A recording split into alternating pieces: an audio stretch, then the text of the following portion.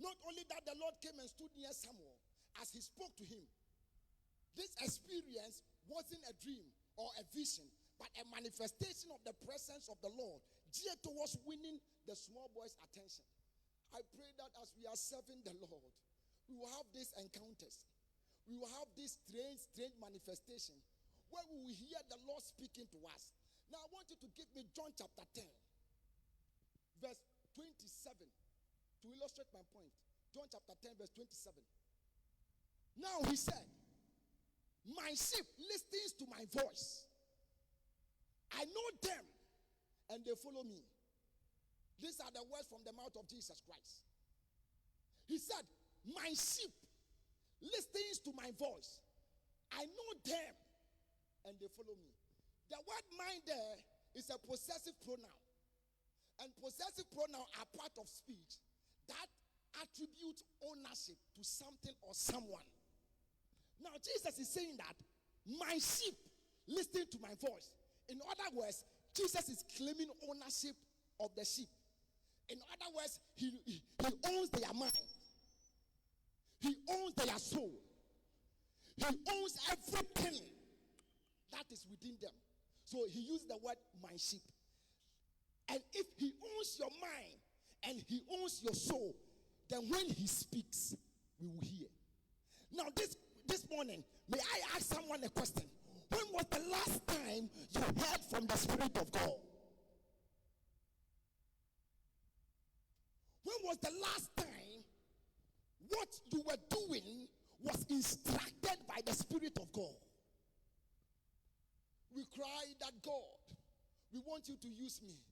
God, I want you to anoint me. But Jesus Christ owns your body. Does he owns your soul? Jesus said that if I own you, then when I speak, you will hear.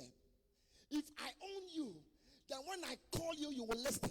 If I own you, when I tell you to do this, you will do. This morning, are we in that place? Ready to listen and ready to obey. Alas, someone said something. He said that the falcon cannot hear the falconer. So things fall apart. The falcon is the bird, and the falconer is the owner of the bird. The falconer trains the bird how to catch its prey, how to do things. And he's saying that because the falcon cannot hear the falconer, things fall apart. So when the sons of God are not hearing the Spirit of God, things fall apart. That is the reason for many of the heartbreaks. Mankind.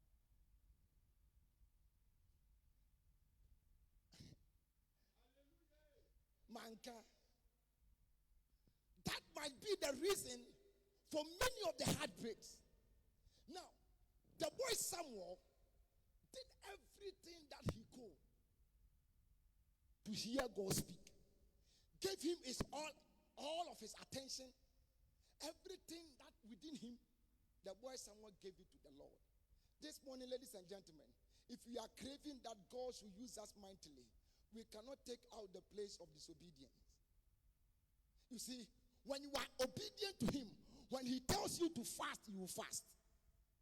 When you are obedient to him, when he tells you to do this, you will do. When we are hearing and listening to his voice, anything he instructs us to do, automatically we do. So when I look at our forefathers, when I look at how God used them, I realize that these two things cannot be taken out. Upon all the fasting and prayers, upon all the holy living, upon all the waiting on the Lord, it is good. But you see, God looks at the heart with which you are using to do the thing. A heart of service can never be relegated to the background. One man of God said, Martin Luther Jr., he said that everybody can be great because everybody can serve. He continued to say, you don't need your subject-verb agreement to agree before you serve. You don't need a PhD or a doctorate before you serve. You don't need to be so much educated before you come to the place of service. But he said that all that you need is a heart that is ready to serve. This morning I say to you that God can use everyone in this house if only we will have the heart of a servant. Jesus said in Matthew chapter 20 verse 28, he said that, for I did not come to be served, but I came to serve them and give my life as a ransom. Let us come to the place of service. To those who are doing it with everything, I encourage you, continue to do it. And let us come to a place of hearing from the Lord, total obedience from the Lord. To bring my message to a close, I want to grant some interview. Let us call Elisha. Let us interview Elisha. Elisha, God used you so mightily. In fact, Elisha, your first miracle was the last miracle of that great prophet by the name Elijah. Elisha, the miracles that you did doubled that of your master. Elisha, you were so anointed to a point where even your dry bones could raise the dead. Elisha, aside the prayers, aside the fasting, aside the waiting on the Lord, what did he do? He told me, I served. He said, Brother Emmanuel, you remember that I had oxen. He said, Brother Emmanuel, I came from a rich family. I had oxen. But when I heard the call from Elijah, I killed all of them. And for the rest of my life, I followed Elijah till the time he was taken up to heaven. I said, I didn't get it. You mean service? Then I decided to interview Apostle Paul. Paul, you wrote more than 14 letters. Paul, you are one of the great apostles revered by men.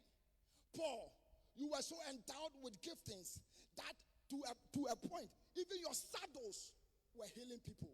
Paul, aprons and handkerchief was brought to you that when they took the aprons and handkerchief from you, it healed people. Paul, the miracles that you did were so much. What was your secret? He told me, Brother Ima, I served. I served selflessly. I served selflessly. I was not self-centered. Anything that I did for the people I'm leading. I serve with my heart. Even when I need to take something because of service, I did not. I told him, thank you. Service. Then I decided to interview the man Jesus Christ. That will be my last interview. Master Jesus, you spent 3.5 years in ministry, but up to today, we still talk about you. Master Jesus, you raised only 12 people, but that 12 people you raised conquered the world. Master Jesus, what was your secret? He told me, Brother Ima, I listened to the voice of God. You remember John chapter 5 verse 19? Everything that I hear my Father doing, those are the things I do. I said, Jesus, explain it. He said, you remember that in Matthew chapter 4, in Luke chapter 4, I was led by the Spirit unto the wilderness to fast for 40 days. My steps, my mood, everything that I did, everything that wherever I went to, I was led. I was led. I heard him say. Then I settled in my heart that God can use a man. God can use a believer. God can use a Christian, irrespective of your background. If only you have the heart to serve and you have the ear to listen to the voice of the Lord. May God bless you. With all humility, shall we please be upstanding? Trust and obey, for there is no other way to be happy in Jesus but to trust. This morning, trust and obey, for there is no other way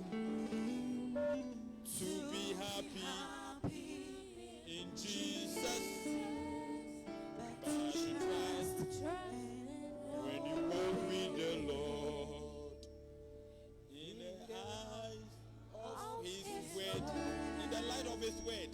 There's a glory He shares on our way.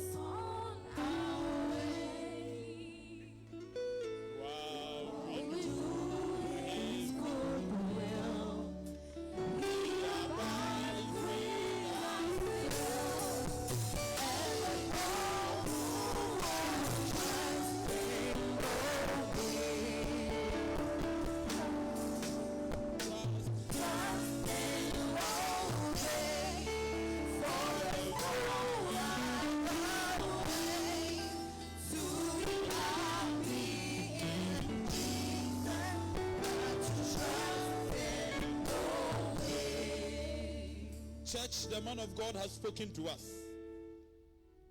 And he has submitted to us two places where a believer must be before he becomes usable for God. A place of service and a place of obedience. This morning, where are you? We want to manifest